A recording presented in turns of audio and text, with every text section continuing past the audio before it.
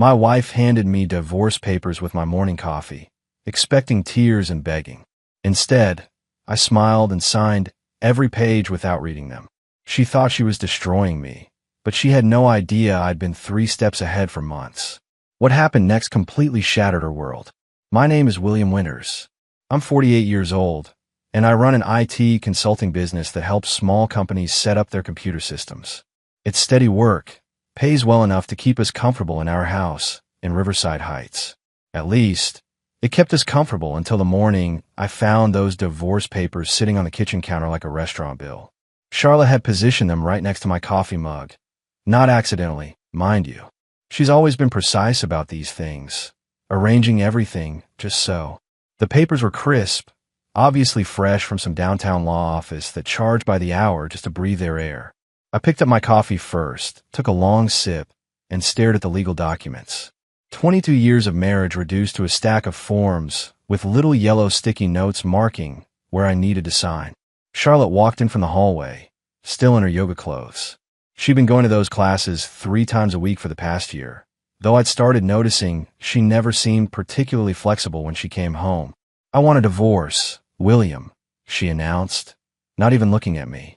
She was fidgeting with her water bottle, unscrewing and rescrewing the cap like it was the most important task in the world. I set down my mug and really looked at the papers for the first time. Everything was already filled out, neat and organized. She thought this through, probably spent weeks planning it. "All right," I said, reaching for the pen she'd thoughtfully placed next to the documents. "Works for me." The silence that followed was something else.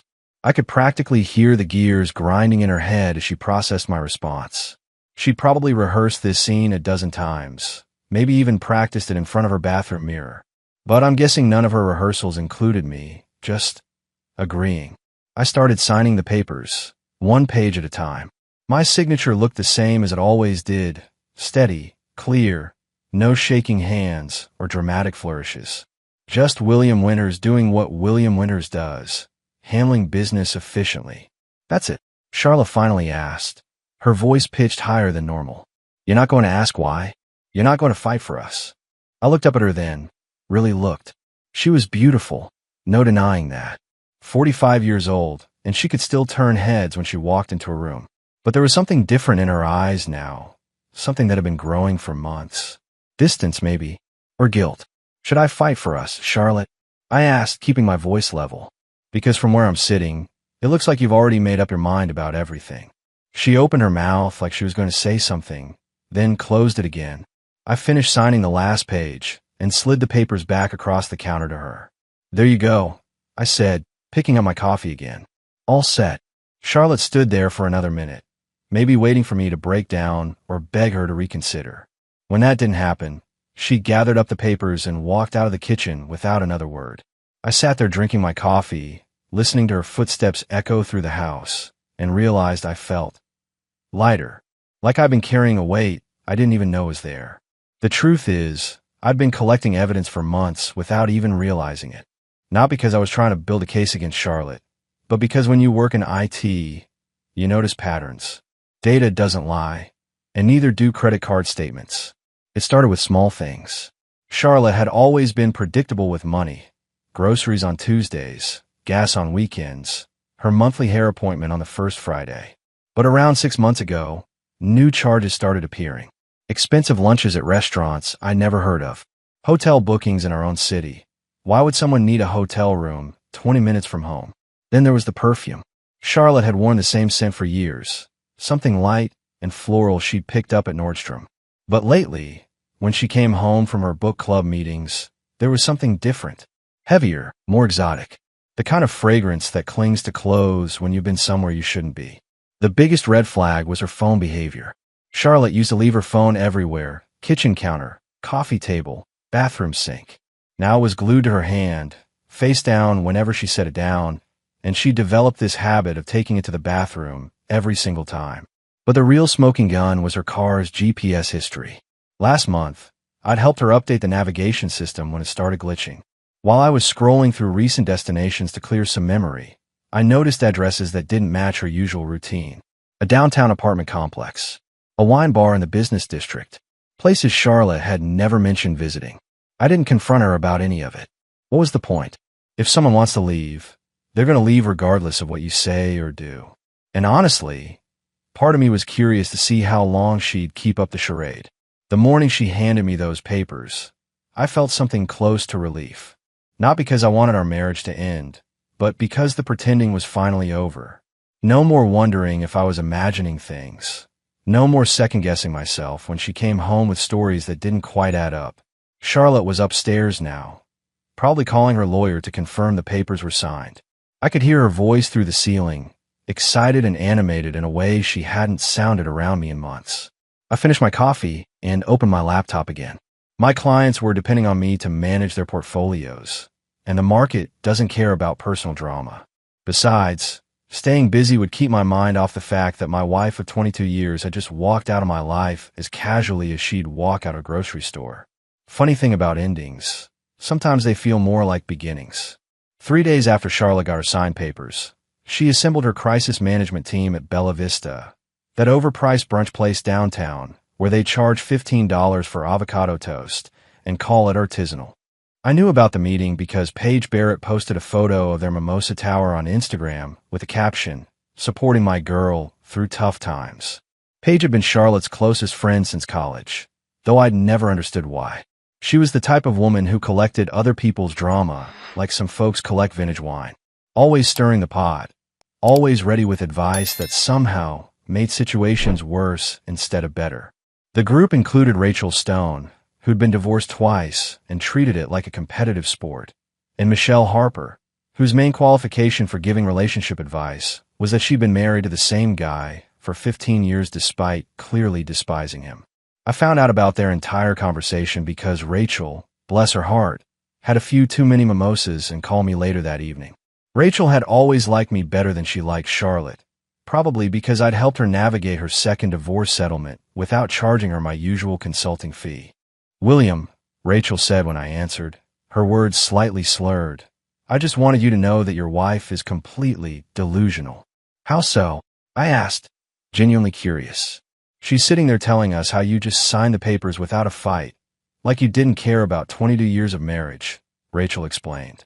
"She's painting you as this cold, heartless man who threw away your relationship without even asking why." I leaned back in my desk chair, smiling despite myself. "And what did you ladies think about that?" "Well, Paige and Michelle were eating it up, making all the right sympathetic noises," Rachel said. "But I've known you for 8 years, William. You're not cold. You're smart. And if you didn't fight for that marriage, it's because you already knew it wasn't worth fighting for." Rachel was sharper than people gave her credit for. "What else did Charlotte say?" "Oh, she's got this whole narrative worked out," Rachel continued. "Poor abandoned wife. Cruel husband who wouldn't even discuss things. She's milking it for everything it's worth. But here's the thing. When Paige asked if she was sad about losing you, Charlotte couldn't give a straight answer. She kept talking about moving forward and new chapters like she was reading from a self-help book. After I hung up with Rachel, I sat in my home office for a while, thinking. Charlotte was doing exactly what I'd expected, playing the victim, controlling the story. But there was something satisfying about knowing that at least one person saw through the performance. The truth was, I wasn't angry about Charlotte's version of events. If she needed to paint me as the villain to make herself feel better about cheating, that was her business. I had bigger things to worry about than managing other people's opinions of me. Over the next 2 weeks, I moved through the house like a surgeon, precisely removing everything that belonged to me while leaving Charlotte's world completely intact. I wasn't being cruel. I was being practical. Clean breaks heal faster than messy ones. I started with my home office, carefully packing my computer equipment, client files, and the framed photo of my parents that had sat on my desk for 10 years. Charlotte walked by a few times while I was working, but she never said anything. Just watched me dismantle my space with the same clinical detachment I'd shown when signing her papers. My clothes came next. 22 years of marriage accumulates a lot of clothing, but I only took what I bought myself or genuinely cared about. The expensive suit Charlotte had picked out for important occasions stayed in the closet. If she wanted to remember me through fabric choices, she was welcome to keep those reminders. The hardest part was deciding what to do about her shared belongings. The leather couch we bought for our 5th anniversary, the dining room set from her parents, The coffee maker that had served us breakfast every morning for 3 years. All of it stayed. I wasn't interested in fighting over furniture or splitting up kitchen appliances like we were college roommates moving out of a dorm. But I had to take a few things that mattered. The toolbox my father had given me when I bought my first house. The signed baseball from when I'd taken a client to a Cardinals game and caught a foul ball. The small wooden box where I kept cufflinks and the watch Charlotte had given me for our 10th anniversary, back when gifts between us still meant something. The process took exactly 12 days. Each evening, I'd load another box into my truck and drive it to the storage unit I'd rented across town. Charlotte never asked where I was taking things or whether I needed help. She just continued with her routine: gym, book club, mysterious phone calls taken behind closed doors. On the final day, I walked through the house one last time, checking for anything I might have missed. The place already felt different, like a hotel room after checkout. Clean, neutral, ready for the next occupant. I left my house key on the kitchen counter, right where Charlotte had placed those divorce papers 2 weeks earlier. No note, no dramatic gesture, just practical handover of property. By sunset, I was standing in my new apartment, looking out at a view that belonged entirely to me. Charlotte would come home to find my absence like a perfectly cut puzzle piece, obvious in its shape, but leaving the overall picture surprisingly complete without it. My new apartment was in Highland Ridge, a modern complex 15 minutes from my old house, but worlds away in every way that mattered. Top floor, corner unit, floor-to-ceiling windows facing east toward the mountains. The rent was reasonable, the building had solid security, and most importantly, nobody there knew me as Charlotte's husband. I furnished the place minimally, just what I needed to function. A comfortable couch, a decent dining table that doubled as a workspace, and a bedroom set that fit my actual sleeping habits instead of Charlotte's decorating fantasies. No throw pillows, no accent pieces, no furniture that looked good but served no practical purpose. The best part was setting up my home office exactly the way I wanted it. 3 monitors for managing multiple client accounts simultaneously, a proper ergonomic chair, and a filing system that made sense to me instead of trying to accommodate someone else's organizational preferences. Within a week, I was more productive than I'd been in months. Client calls went smoother when I wasn't wondering if Charlotte was listening from the hallway. Financial reports got completed faster when I wasn't constantly interrupted by requests to move my computer stuff, so she could use the dining room for whatever craft projects she discovered online. The silence in my new place was different too. Not the tense, walking on eggshells quiet that had filled the house lately, but genuine peace. I could work late without feeling guilty, watch whatever I wanted on television, and eat dinner at the kitchen counter without having to make conversation about Charlotte's book club drama. About 2 weeks after I'd moved out, Charlotte started trying to reach me. First, it was a text asking about the warranty information for the refrigerator, something she could have found in the kitchen drawer where we'd kept appliance manuals for 10 years. Then a call about whether I'd taken the spare garage door opener. Small things, obviously just excuses to make contact. I answered her questions politely, but briefly. The refrigerator warranty was in the kitchen drawer. No, I hadn't taken the garage door opener. It was probably in her car's glove compartment where she always kept it. I didn't ask how she was doing or invite longer conversations. Just provided the information she'd requested and moved on. The strange thing was how normal it felt to live alone again. I'd been on my own for 6 years before I married Charlotte, and apparently, those skills hadn't disappeared. I cooked meals I actually wanted to eat, kept the apartment at a temperature that made sense, and went to bed when I was tired instead of when someone else decided it was time. For the first time in years, I was living my life instead of accommodating someone else's version of what my life should look like. Charlotte's attempts to contact me became more frequent and less practical as the weeks passed. What started as legitimate questions about household items gradually shifted into something else, probing messages that felt more like fishing expeditions than actual requests for information. "William," she texted one evening, "I can't find the manual for the lawnmower. Do you remember where we put it?" The manual was in the garage, hanging on the pegboard where it had been for 3 years. Charlotte knew exactly where it was. She was the one who'd organized that pegboard system in the first place, complete with labeled hooks and plastic sleeves for all the equipment documentation. I texted back the location and left it at that. No questions about why she needed it. No offers to come over and help with lawnmower maintenance. Just facts.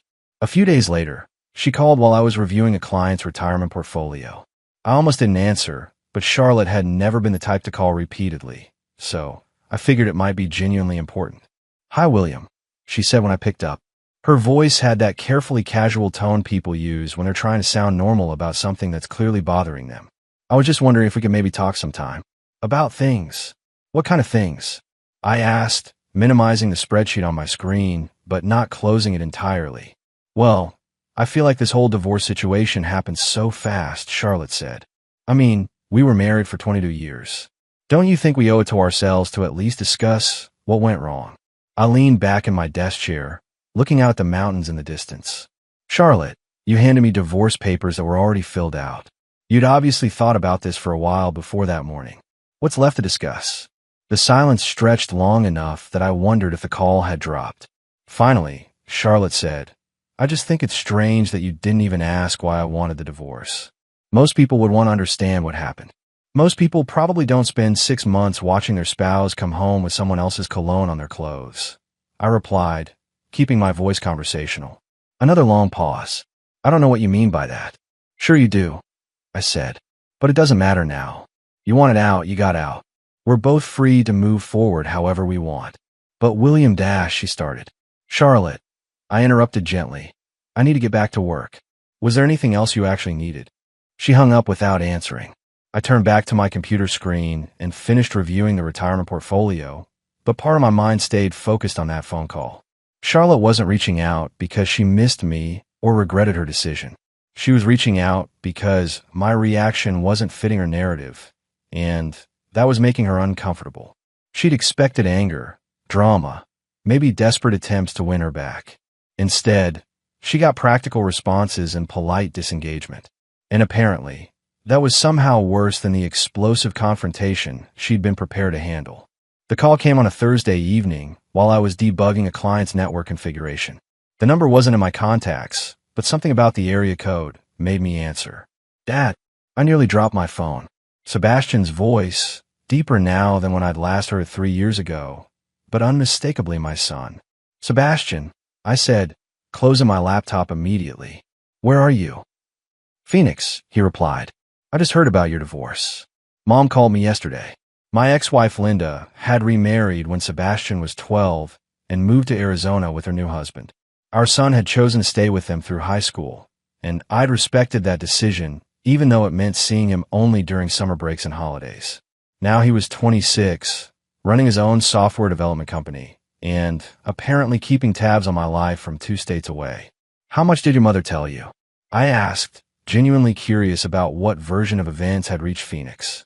"Enough to know that Charlotte initiated everything and you didn't put up a fight," Sebastian said. She seemed surprised by that.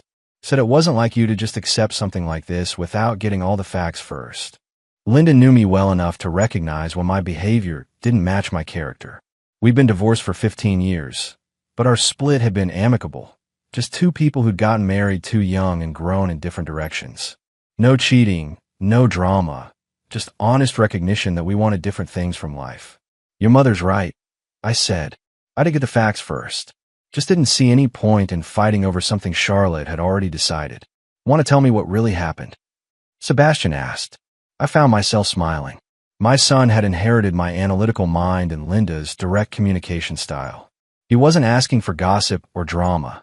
He wanted to understand the situation so he could respond appropriately. "Charlotte had an affair," I said simply. "I found out about it months ago, but didn't confront her. When she asked for the divorce, I figured it was easier to let her think she was in control of the narrative." "Smart," Sebastian said approvingly. "No point in giving someone ammunition they can use against you later." "But Dad, are you okay?" "Really okay?" The question caught me off guard. Not because Sebastian was asking, but because I realized the answer was genuinely yes. "I'm better than okay," I told him. "I'm actually doing pretty well." "Good," Sebastian said, "because I was thinking about taking a break from the Phoenix heat, maybe visiting Colorado for a few weeks. If you're up for some company."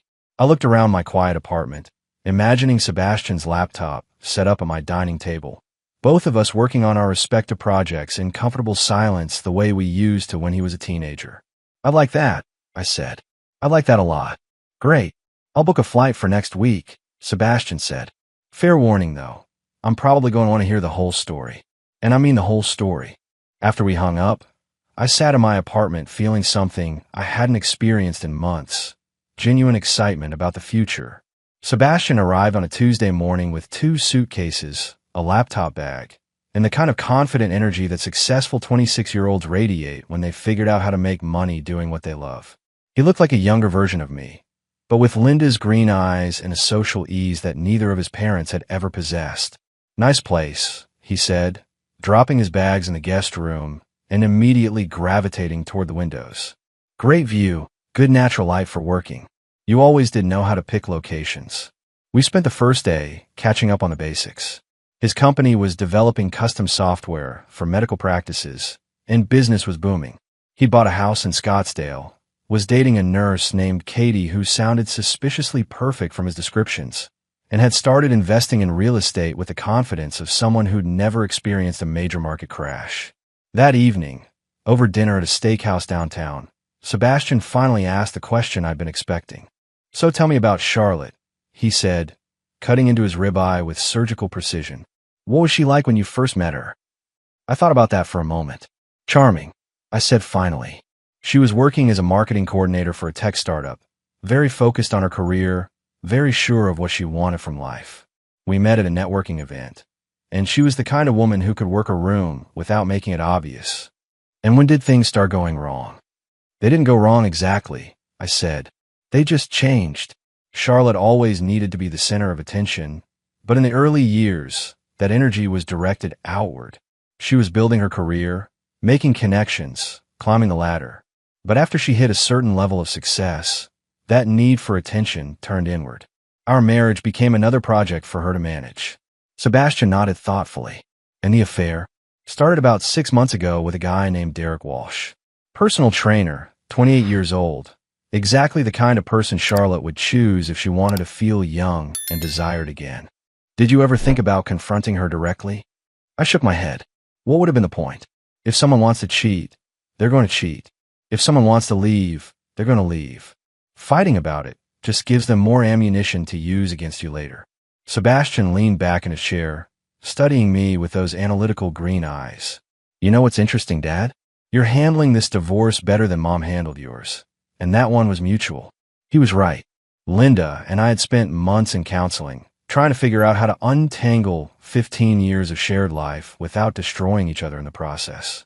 This felt cleaner somehow, maybe because I'd seen it coming. "Maybe I learned something from the first time around," I said. "Or maybe," Sebastian suggested, "Charlotte just wasn't worth the kind of fight Mom was." That observation hung in the air between us, and I realized my son had just summarized something I'd been feeling, but hadn't been able to articulate. Some relationships are worth fighting for, and some aren't. The trick is knowing the difference.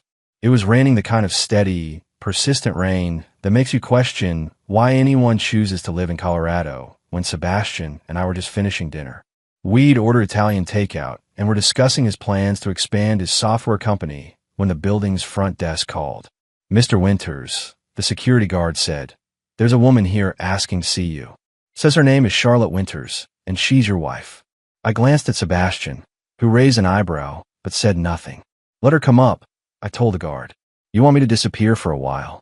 Sebastian asked, already knowing the answer. "Actually, no," I said, clearing our dinner containers from the coffee table. "Stay right where you are. I have a feeling this conversation might benefit from a witness." 5 minutes later, Charlotte knocked on my door.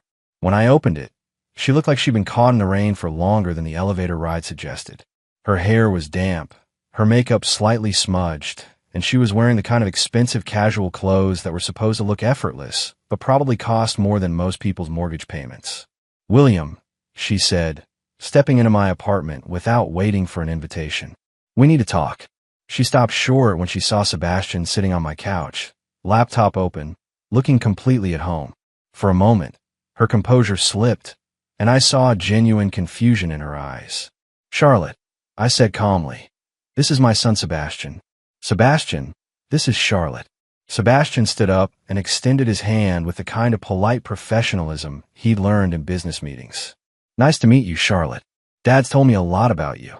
Charlotte shook his hand automatically, but I could see her mind racing. In all our years of marriage, Sebastian had visited maybe 3 times, always briefly, always during holidays when Charlotte was too busy with her own family obligations to pay much attention to him. "I didn't know you were visiting," Charlotte said, still trying to process Sebastian's presence. "I decided to take some time off from Phoenix," Sebastian replied easily. "Spend some quality time with my father during his transition." The way he said transition made it clear he knew exactly what kind of transition we were discussing. Charlotte's eyes darted between Sebastian and me, probably calculating how much he knew about her situation. "William," she said, turning back to me, "I really think we should talk privately. Whatever you need to say, you can say in front of Sebastian," I replied, settling into my chair. "He's family." Charlotte stood there for a moment, clearly thrown off script. She'd probably rehearsed this conversation, maybe even practiced it in her car before coming up. But whatever she planned hadn't included an audience, especially not an audience who understood exactly why our marriage had ended. "I froze when I saw who you were having dinner with," Charlotte said finally, her voice smaller than usual. "I mean, I didn't expect. I thought you'd be alone." Sebastian closed his laptop and looked between us with the kind of alert attention he usually reserved for debugging complex code problems. "Why would you expect me to be alone?" I asked, genuinely curious about her reasoning. Charlotte's mouth opened, then closed. Whatever answer she prepared obviously didn't work with Sebastian sitting 3 feet away, taking in every word. Charlotte stood in my living room for almost a full minute, clearly struggling to recalibrate her approach. She'd obviously come here expecting to find me isolated, maybe depressed, certainly willing to engage in whatever drama she'd scripted for this moment. Instead, she'd walked into a scene that looked suspiciously like contentment. "I don't understand how you can just move on like this," she said finally, gesturing vaguely at my apartment, at Sebastian, at the life I'd built without her. 22 years, William. Don't they mean anything to you?" Sebastian shifted slightly on the couch, and I caught his eye. There was something in his expression, not judgment exactly, but evaluation.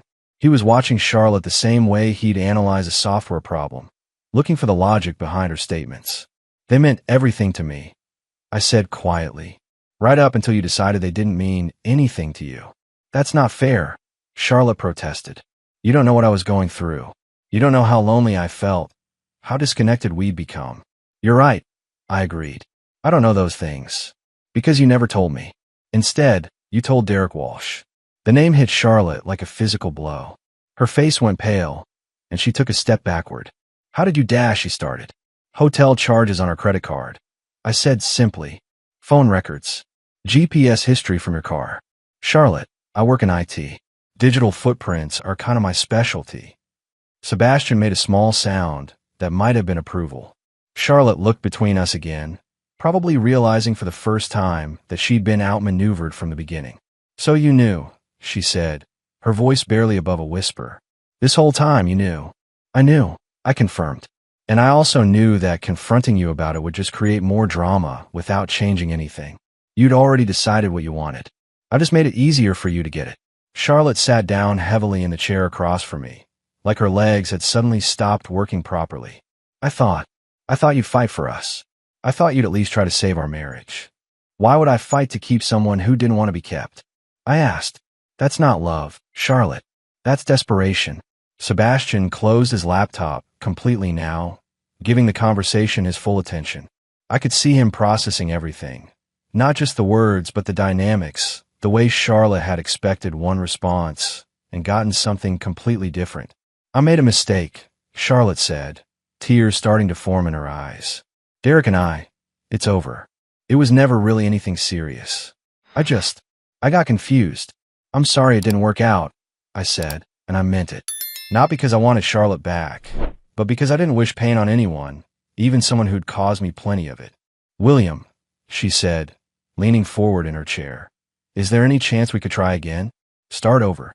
I looked at her, really looked at her, and realized that whatever I'd once felt for Charlotte had transformed into something else entirely. Not hatred, not anger, just distance.